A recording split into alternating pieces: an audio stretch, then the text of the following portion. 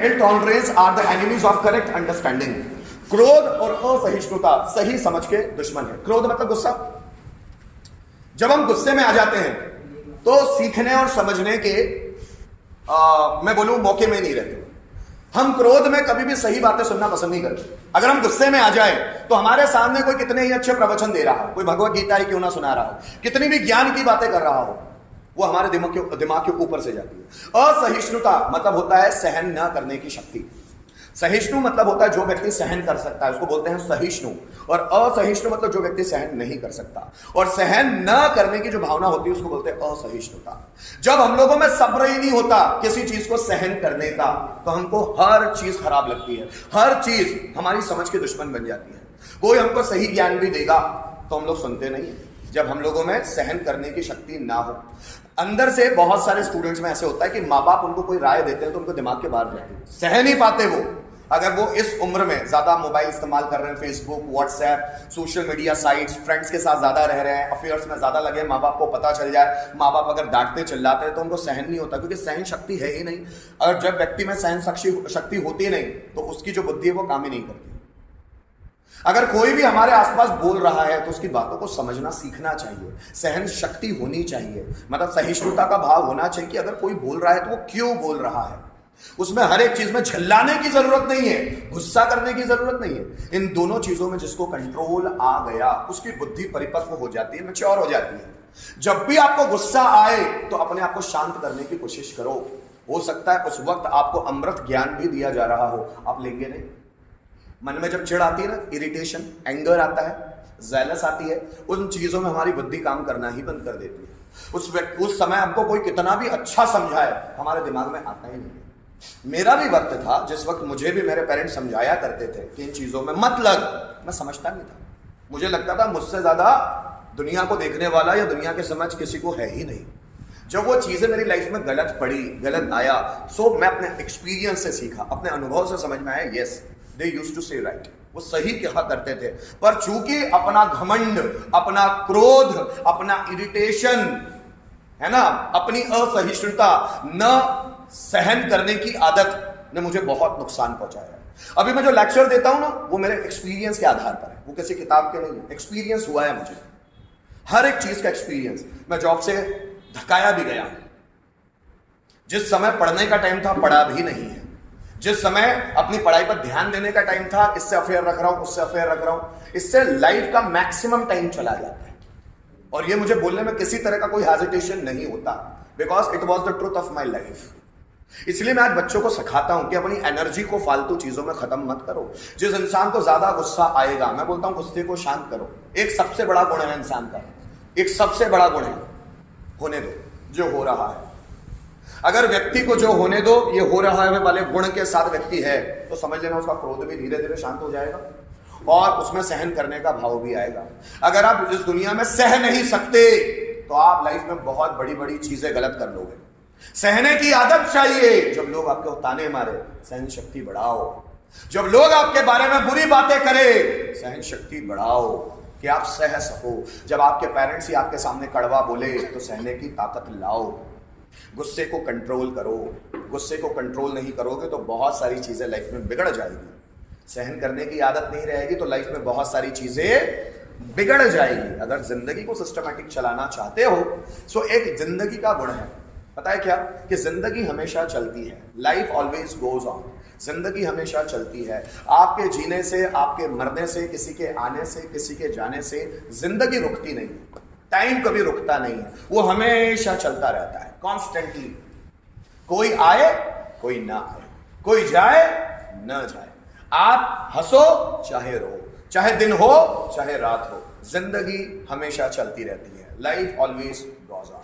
यह जिंदगी का नियम। और जिंदगी का दूसरा नियम है परिवर्तन ही संसार का नियम है। चीजें बदलती ही चली जाएगी। जो व्यक्ति समय के हिसाब से अपने आप को ढलेगा नहीं, उसने सोचा मैं पहले ऐसा ही रहता था, ऐसी ही रहती थी, अब भी ऐसा ही रहूंगा, ऐसी ही रहूंगी, तो उनके लाइफ में पीछे रहने के चांस ज्यादा है। जैसे जैसे समय आगे बढ़ेगा स्थितियां बदलेगी, अच्छे दिन बुरे दिनों में बदलेंगे, बुरे दिन अच्छे दिनों में बदलेंगे। धूप छाव में बदलती है, छाव धूप में बदलती है, दिन रात में बदलता है और रात दिन में बदलती है, और दिन बदलते चले जाते हैं, टाइम बदलते चला जाता है, क्योंकि परिवर्तन यह संसार का नियम है। Changes is the law of nature. जो व्यक्ति समय के साथ खुद को ढालेगा नहीं, जो समय के साथ बदलेगा नहीं कि मैं ऐसा करता हूं, तो ये घमंड है। बदलना पड़ेगा। जैसे बहुत सारे बूढ़े लोगों को देखो, वो जैसे अपने जवानी के वक्त रहे हैं, सोचते वो बुढ़ापे में भी वैसे ही रहे। नहीं, उनको बुढ़ापे के वक्त बदलना होगा, क्योंकि परिस्थितियां चेंज हो गई है। 30-40 साल वो आगे आ गए हैं, अब उनके बेटे और बहू का समय आ गया है, अब उनके पोतों का समय आ गया है, तो वो अपनी वैसी ही अकड़ में नहीं रह सकते। उनको बदलना होगा, उनको अपनी पर्सनैलिटी को मोल्ड करना होगा, उनको समय के साथ चलना होगा। पहले फैशन नहीं था, अब फैशन आता चला जा रहा है। तो आज भी बहुत सारे सास ससुर ऐसे होते हैं कि बेटे उनके बहू बेटे को वैसा नहीं, ऐसा नहीं, ऐसे ही रहना है। तो ये अकड़ है। समय बदलेगा तो उनको वैसा रहना पड़ेगा। जैसे मेरा लव मैरिज हुआ है, मेरा बेटा आज से 20 साल बाद अरेंज मैरिजेस बिल्कुल ना के बराबर हो जाएगी। अभी तो कर भी रहे हैं लोग अरेंज मैरिजेस, 20 साल बाद अरेंज मैरिजेस रहेगी ही नहीं, सब अपने पसंद के करेंगे। अब जरा समझना, वो ट्रेंड बदलेगा। और अगर उस वक्त मैं कड़ा रहा कि मेरा बेटा मेरे हिसाब से ही चलना चाहिए, मेरे हिसाब से ही शादी करना चाहिए, मेरी बेटी ने मेरे हिसाब से ही करना चाहिए, तो ये मेरी अकड़ मुझे ज्यादा दुख देगी। वो उनके हिसाब से ही करेंगे, जिंदगी उनकी है, मैं तो सिर्फ एक माध्यम है उनको दुनिया में लाने का। वो मेरे हिसाब से कुछ भी नहीं करेंगे। अगर ये मैं पहले से ही मान के चलूंगा तो मेरी जिंदगी अच्छी होगी। वही बूढ़े अपने लाइफ में ज्यादा दुख पाते हैं जो अकड़ में रहते हैं, जो अपने आप को समय के हिसाब से बदलते नहीं हैं। जो भी इंसान समय के हिसाब से अपने आप को बदलेगा नहीं, उसकी जिंदगी में ज्यादा दुख पाएगा। जो व्यक्ति जितना फ्लेक्सिबल है, जैसे पानी में कोई अकड़ नहीं होती। आप पानी में रेड कलर डालो तो पानी रेड हो जाता है, आप पानी में येलो कलर डालो तो पानी येलो हो जाता है, पानी में आप ब्लू कलर डाल दो पानी ब्लू हो जाता है, पानी में आप शक्कर डाल दो तो पानी मीठा हो जाता है। पानी का अपना कोई घमंड है नहीं, वो जैसी चीज के साथ रहता है वैसा बन जाता है। आप मेरी बात समझ रहे हो? उसका कोई अपना घमंड नहीं है, उसका कोई अपना वजूद नहीं है, वो बहता रहता है। आप उसका रास्ता रोक दो तो वहीं पर वो पानी जमा होता रहेगा, बस जमा होता रहेगा। फिर उसको थोड़ा सा भी रास्ता इधर उधर से मिला तो वहां से निकल जाएगा। वो घमंड नहीं, अकड़ नहीं दिखाता। इसलिए पानी को इस दुनिया में कोई नहीं रोक पाता, हवा को इस दुनिया में कोई नहीं रोक पाता, because they have the ego. Nature की किसी चीज में घमंड नहीं है, क्रोध नहीं है, गुस्सा नहीं है, असहिष्णुता की भावना नहीं है। जैसे आप शेर को देखें, शेर बकरी जैसा बनना नहीं चाहता, बकरी शेर जैसा बनना नहीं चाहती, आम का पेड़ जाम का पेड़ बनना नहीं चाहता, गुलाब कमल बनना नहीं चाहता। सब अपने जैसे ही खुश हैं, लेकिन हम लोग इंसान दूसरे के जैसा बनना चाहते हैं। ये भी हमारा घमंड ही है कि ईश्वर ने हमको बनाया कुछ, हम बनना कुछ और चाहते हैं। बहुत सारे लोग पहले ही डिसाइड कर लेते हैं कि मैं डॉक्टर बनूंगा। अगर भगवान ना बनाना चाहे तो आप में वो गट्स ही ना हो, आपने तो दूसरों को देख के सपने डिसाइड कर ली। हो सकता है ईश्वर आपको डॉक्टर बनाए ही नहीं, वो आपको चाहता है कि मोटिवेशनल स्पीकर बन जाओ। आप चाहते हो कि मैं मोटिवेशनल स्पीकर बनूंगा, और ऊपर वाला आपको बनाना ही ना चाहता। आप कौन हो अपनी जिंदगी डिसाइड करने वाले? मैं हमेशा कहता हूं, dedicate your life to the God. अपनी जिंदगी ईश्वर को समर्पित करो। प्रभु आप ही दिखाइए मुझे रास्ता, आप ही मुझे ले जाइए उस रास्ते पर जिसके लिए आपने मुझे पैदा किया है। ले जाओ मुझे उस रास्ते पर, मैं अपना कुछ भी डिसाइड नहीं करूंगा, आप ले जाओ मुझे उस रास्ते पर। वो ले जाएगा। समर्पित तो करो। हम समर्पित ही नहीं करते अपने आप को, पहले अपने अकड़ में रहते हैं, मैं ऐसा ही करूंगा, मैं वैसा ही करूंगा। इसलिए मैं देखता हूं बहुत सारे लोगों ने एजुकेशन अपने हिसाब से किया है और वो फ्रस्ट्रेटेड है उनकी लाइफ में। पता है क्यों? क्योंकि डिसीजन उन्होंने लिया, ईश्वर चाहता ही नहीं था कि वो काम करे। जब भी आप अपने मन का काम करते हैं, आप गौर करना कि आपको स्ट्रगल नहीं करना पड़ता। आप जब भी अपने मन का काम करेंगे आपको स्ट्रगल नहीं करना पड़ता, और जब भी आप आउट ऑफ द माइंड कोई काम करेंगे आपको बहुत स्ट्रगल करना पड़ता है। जो सब्जेक्ट आपका पढ़ने का मन नहीं होता, अगर आप पढ़ रहे हैं तो देखना एनर्जी कितनी ज्यादा आ जाती है, कितना माइंड में हलचल मच जाती है। और जो आपका फेवरेट सब्जेक्ट होता है मन के हिसाब का, देखो कैसे फ्लो में चला जाता है, पढ़ते ही चले जाते हो, आपको स्ट्रगल ही नहीं करना पड़ता। इसलिए तो ये मैसी रिकॉर्ड पे रिकॉर्ड क्यों बनाता है रोनाल्डो और विराट कोहली? क्योंकि वो उनके मन का काम है। विराट कोहली कोई मोटिवेशन देने थोड़ी पहुंच गया, मोटिवेशन उसका काम थोड़ी ना। विराट कोहली कोई टेनिस थोड़ी ना खेलने पहुंचे, विराट कोहली कोई बैडमिंटन थोड़ी ना खेल रहा है, वो काम कर रहा है जो उसको अच्छा लगता है, इसलिए उसकी एनर्जी 4 गुना है। और जब हम दुनिया में कोई भी ऐसा काम करेंगे जो हमको पसंद नहीं है तो उसमें एनर्जी नहीं रहेगी, बिल्कुल नहीं रहेगी। लेकिन यहां पर कुछ बहुत अच्छे कोट्स भी है कि अगर आपको कोई काम पसंद नहीं है तो आप तरीका बना सकते हैं उस काम को करने का, उस काम को ऐसे अच्छे ढंग से कर सको जिससे वो काम और बेहतर तरीके से हो सके। यहां पर जो मैं पढ़ रहा था, क्रोध और असहिष्णुता सही समझ के दुश्मन है। अगर समझ को बढ़ानी है तो गुस्से को कम कंट्रोल करना सीखना होगा। अगर समझ बढ़ानी है तो असहिष्णुता, सहने का भाव सीखना होगा। बहुत सारे लोग यहाँ आपको पार्टी करेंगे, शांत रहने की कोशिश करें, चिढ़ मत जाना छोटी छोटी चीजों में। यहाँ लोगों का काम है। हाथी जब चलता है ना तो बहुत सारे कुत्ते भौंकते हैं, तो हाथी उन कुत्तों के भौंकने पर ध्यान नहीं देता क्योंकि वो हाथी है। बात समझ में आ रही है? शेर का एक अपना एटीट्यूड है और बकरियों का अपना एटीट्यूड है। जब कोई कार जाती है और आगे बकरियों या भेड़ों का झुंड जाता है तो कार का हॉर्न सुन के बकरियों का या भेड़ों का झुंड राइट साइड हो जाता है। लेकिन जब जंगल में कोई कार जाती है, जैसे कोई जंगल का पर्टिकुलर एरिया जहाँ पे शेर भी रहते हैं, बाघ भी रहते हैं, उस पर्टिकुलर कच्चे रास्ते पर अगर कोई कार जा रही है, सफारी कार, मतलब घूमने घुमक्कड़ लोग जो जाते हैं ना जंगल में घूमने के लिए कार से, अगर वहाँ सामने से शेर जा रहा है या लॉयन जा रहा है, मतलब लॉयन या टाइगर जा रहा है, तो कार वाला कार रोक देता है।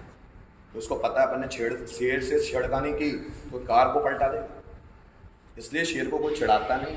बात समझ, क्योंकि उसका अपना एक एटीट्यूड है। कार रुक जाती है अगर सामने टाइगर है तो, लेकिन बकरियां सामने तो कार वाले हिम्मत करता है, हटा इसको, हॉर्न मारो साले को, भगा इसको। पता है क्यों? उनको पता है बकरियां भागते हैं, पर उसको पता है कि शेर के सामने ज्यादा नहीं, अगर उसकी वाली पे आ गया ना तो काम लगा देगा अपना। कार कोई पलटा दे, 350 से 400 किलो वेट होता है। तो व्यक्ति आपसे बात करता है आपका एटीट्यूड देखकर। समझे आप मेरी बात? जैसे आपके गुण होते हैं ना उसके हिसाब से व्यक्ति आपसे बात करता है।